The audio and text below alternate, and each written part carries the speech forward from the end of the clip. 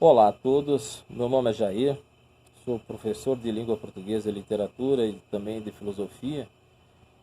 E nesse nosso encontro aqui, nós vamos estar tratando do seguinte tema: o que é literatura? O que é literatura nos dias atuais? Quando surgiu a literatura? Quais são suas características? Qual é a função da literatura? De que modo nós podemos distinguir a literatura dos demais ramos do conhecimento? A literatura, ela existiu até mesmo antes da escrita, uma vez que nós sabemos que na antiguidade clássica, na Grécia Antiga, os rapsodos, que eram geralmente homens cegos, saíam de cidade em cidade contando através das suas rapsódias, os feitos dos heróis, dos grandes reis, e esta foi uma proto-literatura, podemos entender desse modo. E posteriormente nós tivemos o desenrolar dessa temática, deste campo do conhecimento. Só para nos situarmos, ali dentro de três grandes ramos do conhecimento, quais sejam as ciências, as artes e a filosofia, a literatura se encontra dentro do conjunto das artes.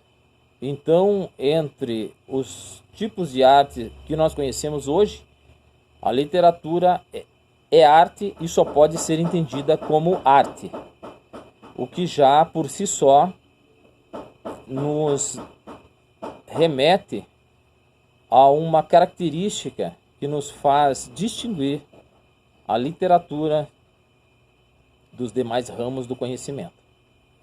Então, inicialmente eu quero aqui apresentar três características da literatura, quais sejam. A primeira característica é dizer que a literatura é ficção. Ela é recriação, outro ponto importante. E ela está toda embasada em cima de uma palavra chamada de mimesis ou mimese, que significa imitação. Esses três pontos nós podemos discorrer sobre eles por muito tempo, sobre o que caracteriza essa tal ficção, o que é ficção, o que é recriação e o que é mimese. Paralelamente a isso, nós temos a literatura para nós reconhecermos quanto à sua função. Muitos estudiosos enfatizam sempre a questão do prazer estético, algo enquanto entretenimento. Paralelamente a isso, temos também a função catártica, que já foi abordada por inúmeros estudiosos. Qual seja, o que é catarse? A catarse é essa possibilidade da pessoa, do leitor, poder sentir tudo aquilo que é possível o ser humano experimentar no âmbito do sentimento. Seja dor, seja sofrimento, seja prazer, seja ódio, seja o que for. Paralelamente a isso também, dentro da função da literatura, um aspecto que também é fundamental é a questão do conhecimento. Haja vista que nós não podemos desprezar, nós não podemos deixar de falar sobre esse aspecto que é da maior importância, que é a questão do conhecimento. A literatura, ela aborda qualquer assunto. Por isso que ela é, por assim dizer, tão prestigiada, tão importante desde sempre. Eu quero deixar aqui uma frase pertencente ao filósofo italiano Umberto Eco, que diz o seguinte: não existe um sinal incontestável de ficcionalidade. Convém reter esta ideia. Então, você que está me ouvindo, e pergunta: poxa vida, professor, se não existe um sinal incontestável de ficcionalidade, de que modo que eu vou então identificar o que é um texto literário do que um texto não literário? O que eu devo fazer? Um outro pensador, um outro teórico da literatura, o Vítor Manuel de Aguiar e Silva, escritor português, ele nos deixou essa frase, que o que torna qualquer linguagem isto ou aquilo é a sua situação de uso. Então é preciso analisarmos com muita cautela, né, o texto, para nós sabermos se aquele texto pode ser enquadrado como texto literário ou não literário. Certo? A literatura, ela está abrangida em dois grandes blocos, né? A poesia e a prosa. O romance pertence à prosa e é o gênero por excelência. Ok?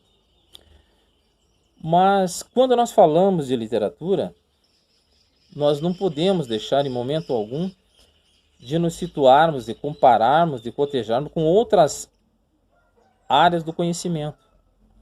O que é literatura, o que não é literatura. Se eu estou aqui nas minhas mãos com um texto de Machado de Assis, muito provavelmente eu estou com um texto ficcional, um texto literário, haja vista que nós sabemos que Machado de Assis era um escritor, era um literato. Mas isso não nos garante a priori muita coisa. E por que eu estou dizendo isso? Isso vale não apenas para a literatura, mas também para outras áreas do conhecimento. Nós temos aí, podemos criar um paralelo com uma radionovela. Radionovela que no início do século passado provocou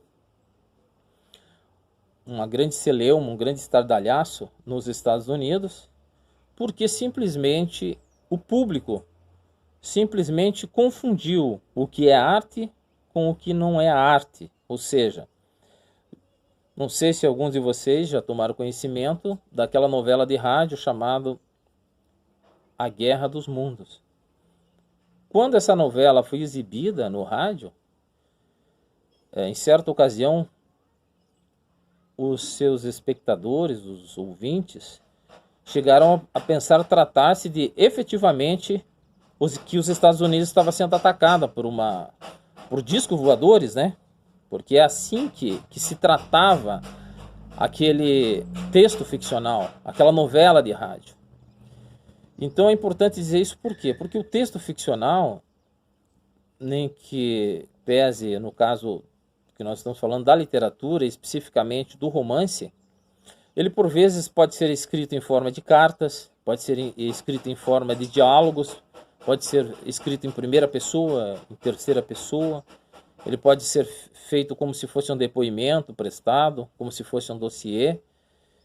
E daí, por conta disso, algumas pessoas confundem, né? Pensam que aquele texto, muitas vezes, é um texto real, quando na verdade trata-se de um texto ficcional. E é isso que caracteriza a literatura. Um aspecto importantíssimo é o aspecto da ficcionalidade. Certo? E o texto, para ser literário, tem que ser ficcional. Aí, nós vamos fazendo algumas comparações. Alguém diz: professor, o livro de biologia, de antemão nós dizemos, isso não é literatura. E o livro de matemática? Não é literatura. E o livro de direito? Eu já ouvi falar em literatura jurídica, literatura médica. Na atualidade, esqueçam isso, por favor. Esqueçam essa expressão. Não existe literatura jurídica ou literatura médica. A expressão mais adequada seria bibliografia médica ou bibliografia jurídica. Por quê? Literatura é essencialmente ficção. é reinvenção. E quando se fala em reinvenção, há muito, é recriação. Há muito que se falar sobre isso. Porque quando se fala em recriação, nós estamos falando em diálogo. Certo? Um texto ficcional, muitas vezes, ele dialoga, quer conscientemente, quer inconscientemente. E nós poderíamos falar muito sobre isso. Vamos tomar como exemplo, agora, recentemente, coisa de algumas décadas, do escritor paranaense Cristóvão Tesa, que tem um romance chamado Fantasma da Infância. Você lê esse texto, a história que fala sobre dois personagens ali. Quem já viu aquele filme A Face Oculta, vai ver que esse texto parece que tenha uma história semelhante a esse filme, A Face Oculta. E assim por diante. Os textos, as obras de arte, elas remetem a outras obras de arte, a outras histórias, a outras situações, e a outras, e a outras, e a outras. Certo? Então, com relação a isso, essa recriação, ela está sempre dialogando, que nem eu já disse anteriormente, com esta ou com aquela obra de arte. Então, nesse momento, o que eu queria apontar como sendo características da obra literária é o texto ser ficcional. E nós podemos dizer que o que não é ficcional, professor? São vários. Nós podemos aqui estar citando inúmeros textos. Uma pessoa pode dizer, professor, e a Bíblia? E o Corão? Esses textos, eles não são literatura. Isso dá para se dizer com toda a clareza, com toda a certeza. Certo? Tanto para as pessoas que são religiosas ou não. Por quê? Porque não há essa proposta. É aquilo que eu disse anteriormente, citando o Aguiar e Silva, né, que diz que o que torna uma linguagem isto ou aquilo é a situação de uso. Então esses textos não são histórias inventadas, certo? O modo como são encarados esses textos são textos como sendo que contam verdades, fatos verídicos e não histórias inventadas. Outro ponto a se destacar é que a literatura não tem esse caráter de estar se contrapondo à verdade e mentira. Isso não existe. O que nós podemos falar é ficção, essa é a expressão, ficção. Então, em linhas gerais, seria isto. Um abraço a todos e até a próxima.